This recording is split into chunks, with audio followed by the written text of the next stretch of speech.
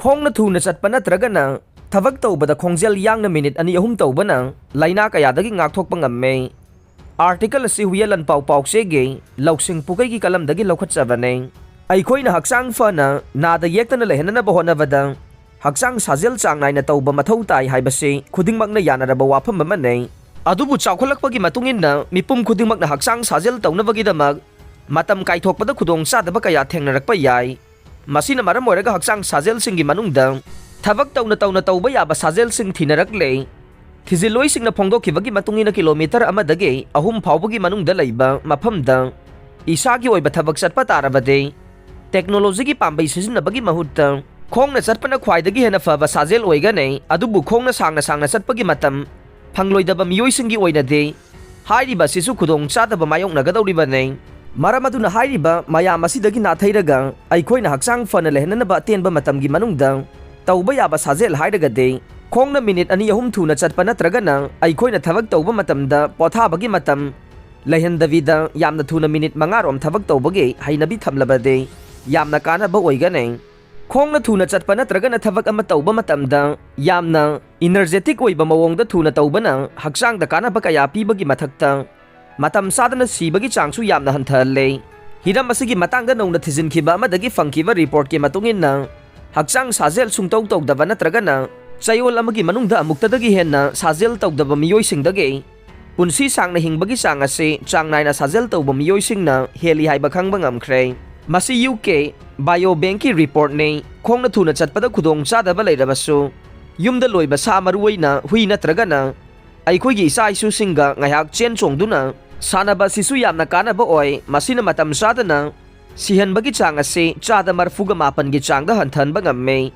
मरम अदुना अइखोइना हक्सांग फना लेहननबा अमदे मतम सादना पुंसी लोइबदगे ngaktoknabagidamak साजेल तौबा यामना मथौ ताइ हाइरिबा साजेल सिंग असिगी महुत्ता अइखोइना युमगे सिरी थाकसिंगदा थुना काखत कुमथा तौबसु कानबा यामना फंगे हाइरिबा सिंग असे युमदा लैना लैना तौबा याबा अयाम्बा मखलगे साजेल सिंगने साजेल असिना अइखोइगी हक्सांग फना लेहनबदा मतेंग पांगबदा नतना हक्सांग साजेल तौफम मफमसिंग खुदमोइना जिमदा सेल यामना चंगना साजेल तौबदगे ngaktokpasu ngamgane खोंगना मिनिट मंगागुंबा थुना चटपगी कानबा सि यामना लैख्रे चही मतंग सादना सिबदगी ngaktokpa ngambada natana कैंसर लाइनाना सिहनबगी चांगसु हंथहनबा ngame ngaliंgai matamda अखंगैसिंगना नोंगमदा किलोमीटर 15 रोम खोंगना चलबदे ख्वाइदगी हेना फबा साजेल नि हाइना लौनरमे अदुबु किलोमीटर 15 की चांगदा खोंगना चटपा मतमदा मतम यामना संगने मरम अदुना करंबा साजेल तौबना अमदे मतम संगदना तौबा याबा साजेल सिंग थिरकपदा